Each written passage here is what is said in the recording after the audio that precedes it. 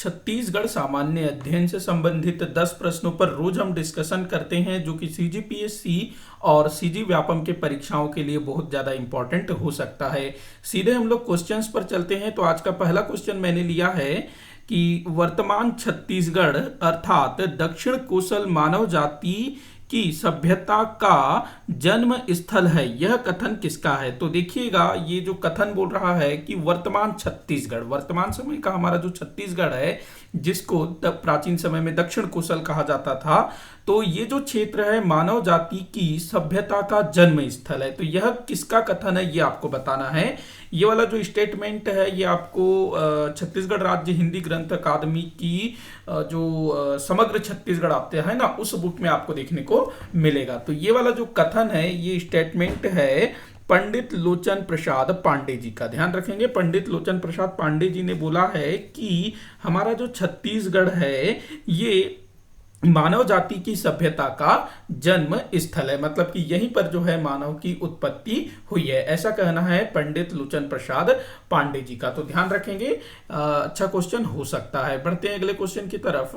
तो अगला क्वेश्चन दिया हुआ है, निम्न में से कौन से पाषाण कालीन पुरा स्थल रायगढ़ जिले में है। तो रायगढ़ जिले में कौन से पाषाण कालीन पुरा स्थल है, ये आपको बताना है। तो देखिएगा, जो रायगढ़ है ना, यहाँ पर बहुत सारे पाषाण कालीन पुरा स्थल हैं, जिनमें से सबसे ज़्यादा फेमस सिंघनपुर है। सिंघनपुर की गुफाएं, जहाँ से प्राचीन काल के काफ़ी सारे शैल चित्र प्राप्त हुए हैं। कबरा पहाड़, ये भी सिंघनपुर में है, आपको मालूम ही होगा, सॉरी रायगढ़ में है। उस बाद जो खैरपुर है, ये भी रायगढ़ जिले में है। कर्मागढ़ भी रायगढ़ जिले में स्थित है, और ये सभी जो हैं पाषाण कालीन पुरा स्थल है। तो यहाँ पर आपका जो आंसर होगा वो 1, 2, 3, 4, मतलब सभी जो हैं रायगढ़ जिले में स्थित है। ध्यान रखना, ये काफी बार पूछा गया है। अगला क्वेश्चन है, निम्न कथनों पर विचार करिए। तो नीचे कुछ कथन दिया हुआ है, मिनी माता जी के संबंध में कथन दिया हुआ है। तो पहला बोल रहा है कि मिनी माता का जन्म असम में हुआ था।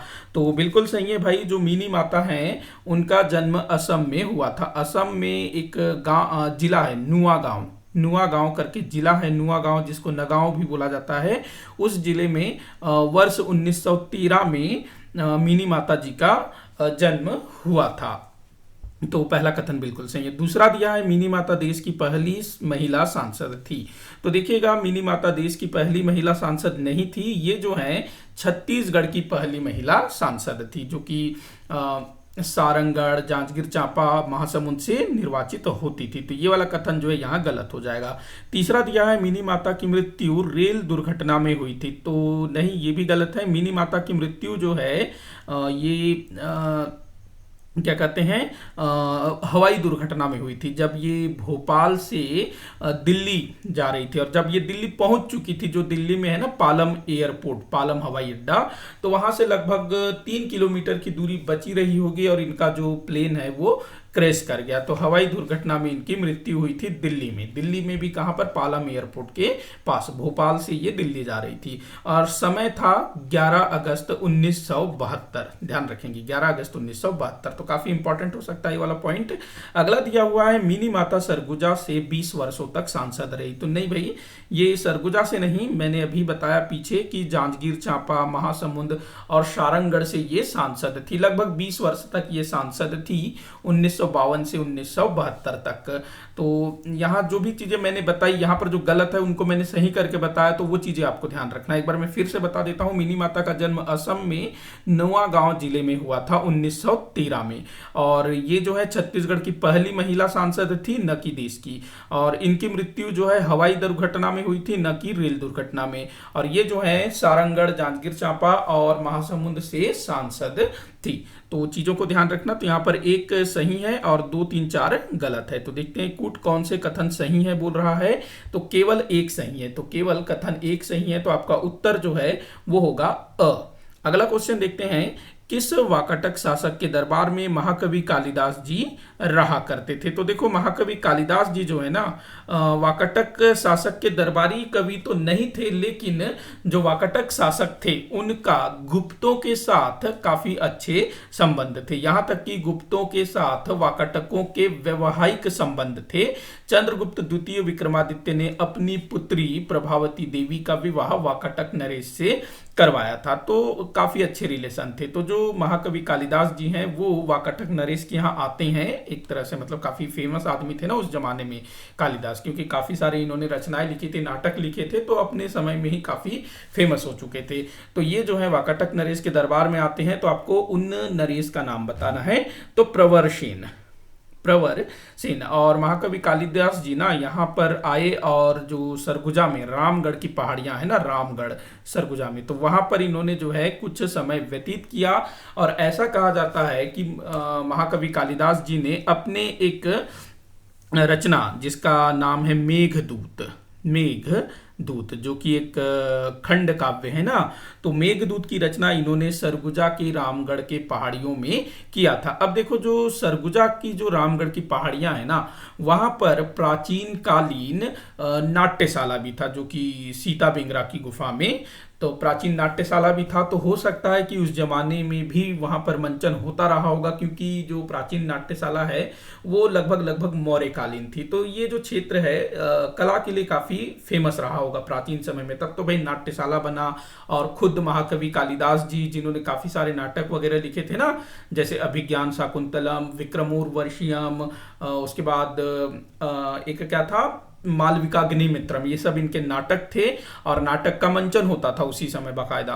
तो हो सकता है वहां पर नाट्यशाला था सीता बेंगरा की गुफा में सरगुजा में, तो उन्हीं सब उद्देश्य से महाकवि कालिदास जी वहां पर रहे होंगे। और इस समय प्रवरसेन यहाँ के शासक थे, प्रवरसेन वाकाटक नरेश, ध्यान रखना इस चीज को। अगला क्वेश्चन है ज्ञान की राजधानी किसे कहा जाता है? छत्तीसगढ़ की ज्ञान की राजधानी तो भाई भिलाई को कहा जाता है, क्योंकि यहाँ पर काफी सारे इंस्टीट्यूट हैं। वहीं अगर हम बात करें राजधानी को, राजनांदगांव को, तो ये जो है संस्कारधानी कहलाता है। संस्कारधानी। बिलासपुर न्यायधानी कहलाता है, क्योंकि यहाँ पर राज्य का उच्च न्यायालय है। और भाई रायपुर ये तो हमारी राजधानी है। तो ज्ञान की राजधानी भिलाई। बढ़ते हैं अगले क्वेश्चन की तरफ। अगला क्वेश्चन है पृथक छत्तीसगढ़ राज्य निर्माण आंदोलन के लिए सर्वप्रथम किसने संगठन स्थापित किया? तो किसने संगठन स्थापित किया भाई? तो ठाकुर प्यारेलाल सिंह जी ने। कब स्थापित किया था? 1946 में। इनके द्वारा स्थापित संगठन का नाम क्या था? तो छत्तीसगढ़ शोषण विरोध मंच। छत्तीसगढ़ शोषण विरोध मंच की इन्होंने 1946 में स्थापित किया, जो कि पृथक छत्तीसगढ़ निर्माण के लिए बनाया गया था। अगला क्वेश्चन है ककसार किस जनजाति द्वारा किया जाने वाला नृत्य है? बड़ा ही सरल क्वेश्चन है भाई, मुरिया जनजाति द्वारा ककसार नृत्य किया जाता है। बढ़ते हैं अगले क्वेश्चन की तरफ। अगला क्वेश्चन दिया हुआ है छत्तीसगढ़ राज्य का सर्वाधिक पूर्वी जिला कौन सा है? छत्तीसगढ़ राज्य का सर्वाधिक पूर्वी जिला, अगर हम छत्तीसगढ़ का नक्शा बनाएं तो कुछ इस तरह का है ना छत्तीसगढ़ का नक्शा। इधर ऐसा पूंछ निकला हुआ, फिर ऐसे नीचे से मटका टाइप का कुछ ऐसे टाइप का है ना ये।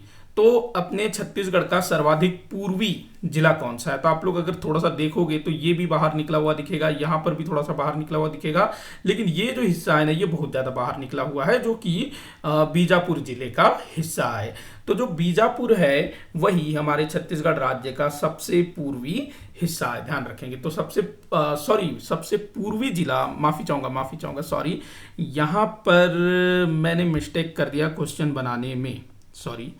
तो देखिएगा यहाँ पर क्या हो गया है ना, जो ऑप्शन दिया हुआ है वो गलत दिया हुआ है, क्योंकि यहाँ पर जो है ना पश्चिमी होना था। ऑप्शन के हिसाब से यहाँ पर पश्चिमी होना था, यहाँ पूर्वी हो गया। तो ऑप्शन के हिसाब से यहाँ पर पश्चिमी होना था।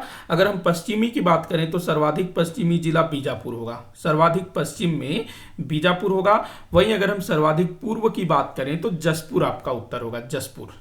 सर्वाधिक पूर्वी जिला जसपुर होगा, सर्वाधिक पश्चिमी जिला बीजापुर होगा, सर्वाधिक उत्तरी जिला बलरामपुर होगा, सर्वाधिक दक्षिणी जिला सुकमा होगा। तो ये ध्यान रखना, यहाँ पर मैंने क्वेश्चन कुछ और लिखा और ऑप्शन कुछ और दिया। वैसे यहाँ मुझे पूर्वी के स्थान पर ना पश्चिमी लिखना था, तो यहाँ मुझसे थोड़ी सी मिस्टेक हो गई, इसके लिए मैं माफी चाहूंगा। लेकिन मैंने बता दिया कि सर्वाधिक पूर्व में बलरामपुर है, पश्चिम में बीजापुर है, उस वक्त पूर्व में जो है जसपुर है और दक्षिण में सुकमा है। तो इसको आप लोग ध्यान में रखेंगे। बढ़ते हैं अगले क्वेश्चन की तरफ।